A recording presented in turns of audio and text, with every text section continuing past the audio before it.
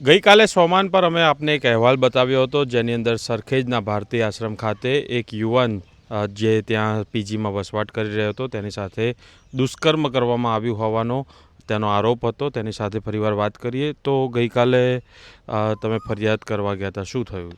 ફરિયાદ કરવા ગયા હતા. મને 4 થી 5 કલાક ત્યાં બેસાડી રાખ્યો સાંજના સમયે, અને રાત્રે 11 વાગે જ્યારે અમે કહ્યું કે ભાઈ અમારી ફરિયાદ લખી, FIR લખો, તેમણે ના પાડી કે તારી સાથે જે કંઈ દુષ્કર્મ થયું છે, જે કંઈ થયું છે એના ઉપર કોઈ કે ગુનો લાગ્યો થતો નથી, કોઈ પણ જાતની કલમ નથી આ બાબતે, એટલે તારો ગુનો દાખલ નહીં થાય કરીને મારી ફરિયાદ ફાડી નાખી છે અને અમને ત્યાં પોલીસ સ્ટેશનમાંથી બહાર કાઢ્યા હતા.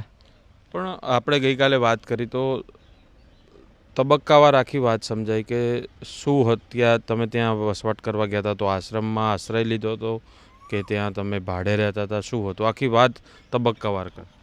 એવું છે, હું ત્યાં આગળ ભારતીય આશ્રમ સરખેજમાં પીજીમાં રહેતો હતો. ત્યાંના સંત જે છે આપણે હરિહરાનંદ બાપુ, એમના ચેલા ઈકા બાપુ છે, એમની સેવા કરવાની મને કહીને મારી પાસે એવા હસ્તમૈથુન જેવા ખરાબ કાર્યો, બહુ જ ખરાબ કાર્યો બધા કરાવતા હતા, અને સાથે સાથે હરિહરાનંદ બાપુની સેવા કરવાનું પણ મને કહેતા હતા.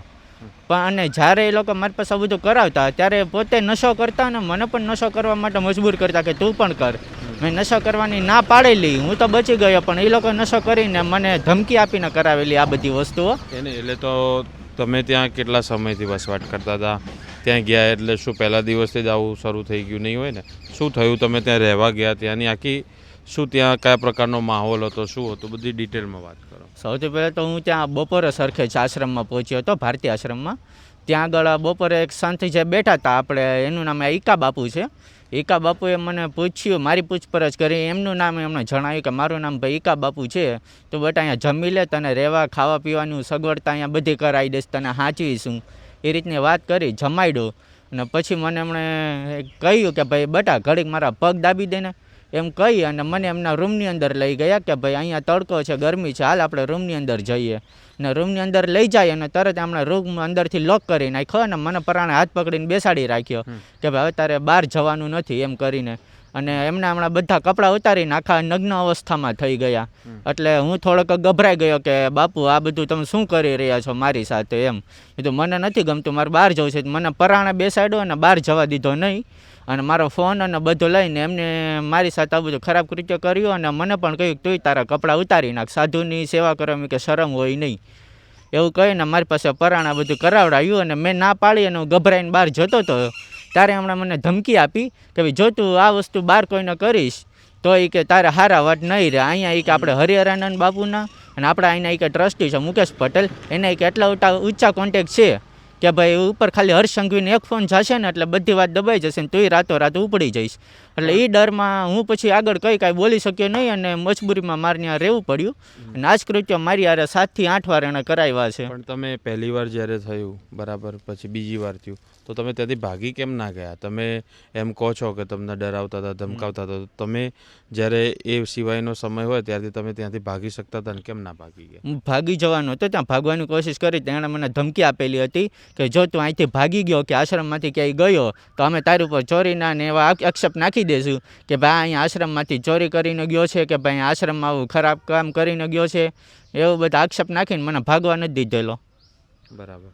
તો ત્યાં તમને રૂમમાં લઈ જતા હતા, ત્યાંથી તમે સ્ટોપર ખોલીને બંધ કરી દીધો કે એ રૂમ? તો એમની તો ઉંમર વધારે હતી, તમે ત્યાંથી ના ભાગી જતા? ના, મને પહેલાં એણે અંદર બેસાડ્યો એના રૂમની અંદર સોફા ઉપર, અને પછી પાછળથી આવી અને એણે સીધી સ્ટોપર મારી દીધી ને મારો હાથ જ એણે પકડી લીધો કે જવા જ નહોતા દેતા.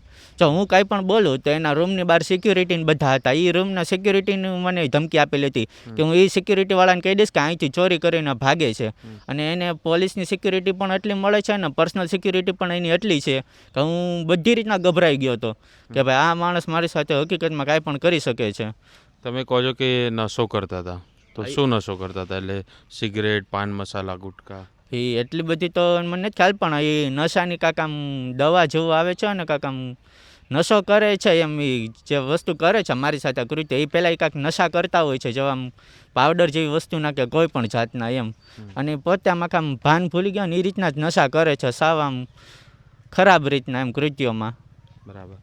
પણ તમે કહ્યું કે તમારા સિવાય પણ બીજા ઘણા બધા યુવકો સાથે આવું થતું હતું, તો એ લોકો કેમ ખુલીને બહાર નહીં આવતા?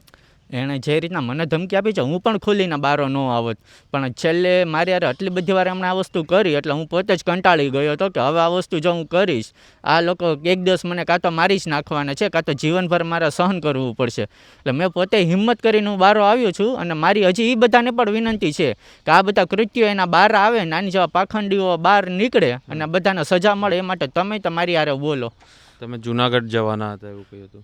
મને જે ઈકા બાબુ છે એમણે મને છેલ્લા દિવસે, જે દિવસે હું ભાગ્યો એ દિવસે એણે કહેલું હતું કે ભાઈ તારે મારી જેમ સેવા કરો છે એમ આપણે હરિહરાનંદ બાપુ છે એની પણ તારે આવી રીતના સેવા કરવાની છે, એની હારે જુનાગઢ જવાનું અને એની હારે તારે રહેવાનું છે. એમ એ બાપુ તને બધી રીતના ત્યાં સાચી લેશે, તારા બાપુને ખુશ કરવાના. અને મને પછી ડર હતો કે ભાઈ એ બાપુની હારે આટલું પોલીસ ને પ્રોટેક્શન રહેશે અને જો કદાચ ત્યાં મારી હારે કંઈ પણ ઉછનીચ થઈ તો એની જવાબદારી કોણ લેશે. એટલે પછી હું રાત્રે ત્યાંથી ભાગી ગયો. તો પછી કેવી રીતે ભાગ્યા તમે ત્યાંથી નીકળ્યા?